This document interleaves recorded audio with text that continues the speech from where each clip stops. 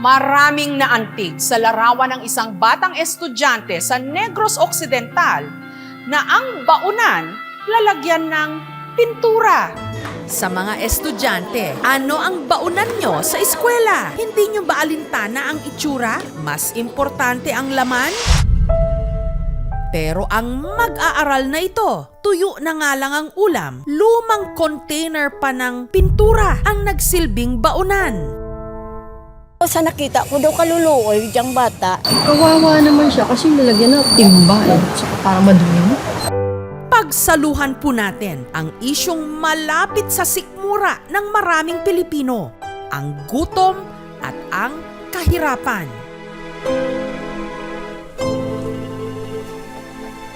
Sa bayan ng Moises Padilla sa Negros Occidental, nakatira ang batang nalitratuhang lalagyan ng pintura ang baunan. Sa lugar na maraming taniman ng matamis na tubo, nakatira ang pamilya niyang may mapait na kwento. Ang bahay ng mag-asawang Gemma at Alimar, gawa sa kawayan. Wala rin silang maayos na palikuran. Hindi po sa amin to nung iniriga ng bahay namin. Sa amo po namin, wala kaming suga, pangkurinti, wala. Yung panggas lang ginamit namin. Araw-araw po ako nag-iigib ng tubig. Isang araw, nakadalawa ako makaigib ng tubig. Aga po at saka hapon. Dito po kami nag-iigib araw-araw.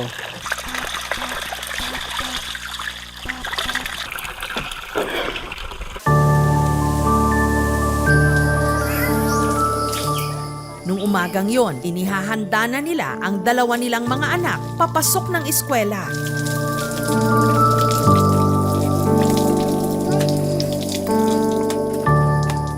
Grade 2 na si Angelica at ang 6 na taong gulang na grade 1 student namang si Angelito na siyang nalitratuhang kumakain sa baunang sisidlan dati ng pintura. Siya gagamit ko balunan. Tabo balunan sa balay. Wala raw ang mag-asawa nung araw na pumasok sa eskwela si Angelito, kaya hindi nila alam na dito inilagay ni Angelito ang kanyang baon.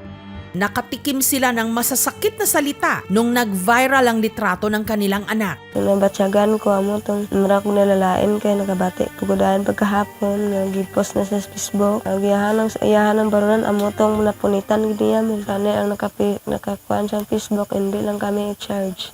Meron naman daw disenteng baunan ng kanilang dalawang anak, pero ang problema, iisa lang ito. Dalawa lang sila sa isang balunan bala na awa po ako sa kanya. Hindi ko naman magka-balunan sila kasi mahirap lang kami.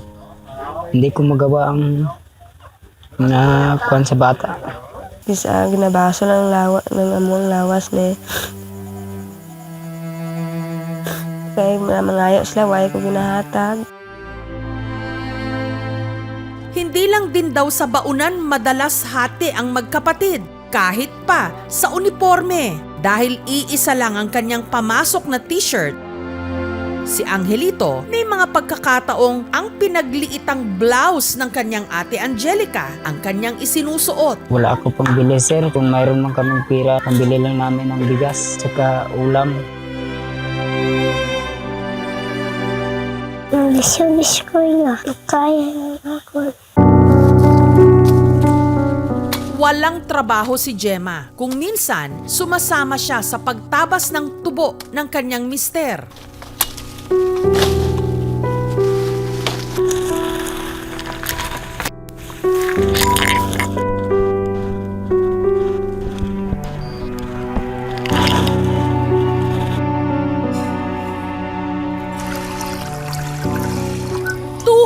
₱200 ang kita ni Alimar na pinagkakasya nila para buhayin ang 4 nilang mga anak.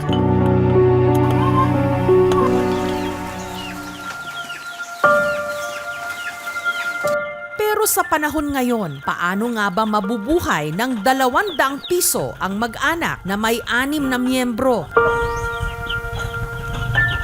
Sa kaso ni na Alimar, nakakaraos naman daw sila kahit papaano. Yun nga lang, ang ulam sa kanilang agahan, tanghalian at hapunan, paulit-ulit na inihaw na tuyo. Manian ko uga sudan. Uga mo pero may sudan balay. Hindi po sila nagreklamo kahit mahirap. Hindi po ako nakarinig ng ganyan yung ulam natin araw-araw. Try na may ulam ng asin. Bisa kakaon mo na ng buga ng kanon ng mapanos na. Ang pagkaing malamang araw-araw kinakain ng iba, luho o pangarap lang daw sa kanila. Gusto ko prito manok.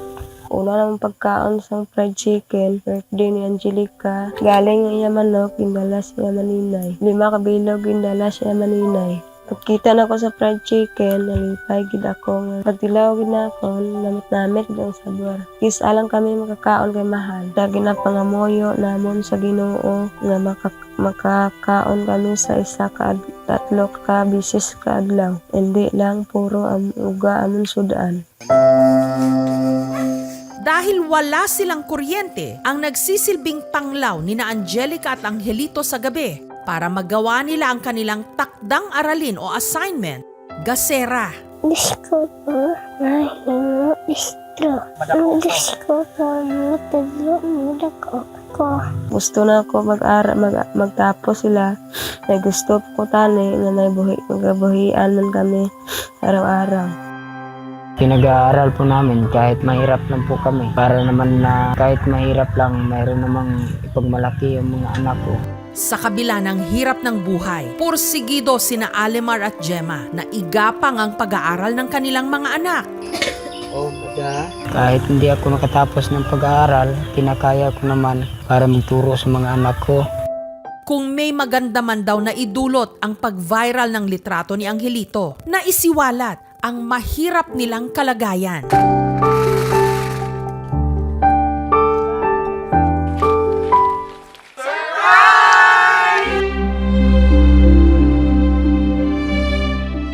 Dahil dito, may nagbigay kay Gemma ng groceries na panimula sa bubuksan nilang sari-sari store. Damo gid nga salamat sa nagbulig.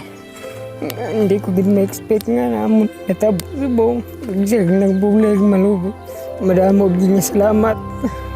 Salamat sa inyong pagtabang sa amin. May munting regalo kami sa inyo. Grocery items para sa inyong sari-sari store. Sana palaguin nyo itong negosyo na ito. God bless you po. Madamo gid nga salamat, ma'am. You're welcome.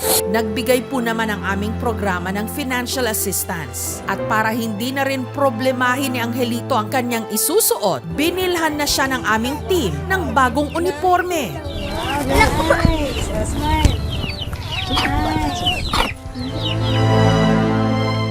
At 2 baunan para tig-isa na sila ng kanyang ate Angelica. Kailangan sa mga alabakay. Nagago na ko ngayon. Kung kaya ko. Maraming salamat po kasi natutulungan niyo rin kami. Nagpapasalamat din ako kasi kung hindi ganyan ang nangyari, sana hindi yung nakita yung kahirapan ko dito. 25% ng mga estudyante na mula 6 to 10 years old ay considered na malnourished. 24% ng mga estudyante mula sa 6 to 10 years old ay considered stunted. Ang kahirapan ay isa sa mga pangunahing dahilan kung bakit maraming nagugutom sa ating mga kabataan ngayon. Dito sa Rise Against Hunger, meron kaming food bank. Meron tayong programa ng Department of Education na school-based feeding program. Kami sa National Nutrition Council, ang aming focus ng programa, tinatawag naming Tuto Kainan Dietary Supplementation Program, ay nakatuon sa mga 6 to 23 months old children at yung mga buntis na ina na tinatawag naming nutritionally at risk. Sa araw na ito, bilang pasasalamat sa pagpapalang kanilang tinanggap, naghanda kami ng munti nilang pagsasaluhan. Ang ulam na matagal na nilang pinapangarap, pritong manok.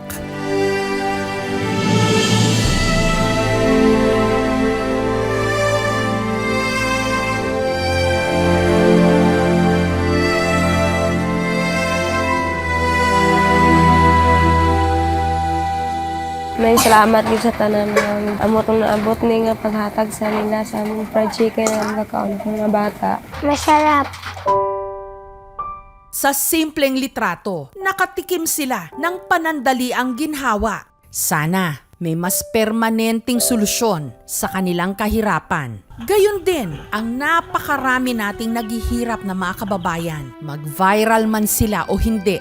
Gusto ko mga buhay para sa kanila. Pagkaon namin.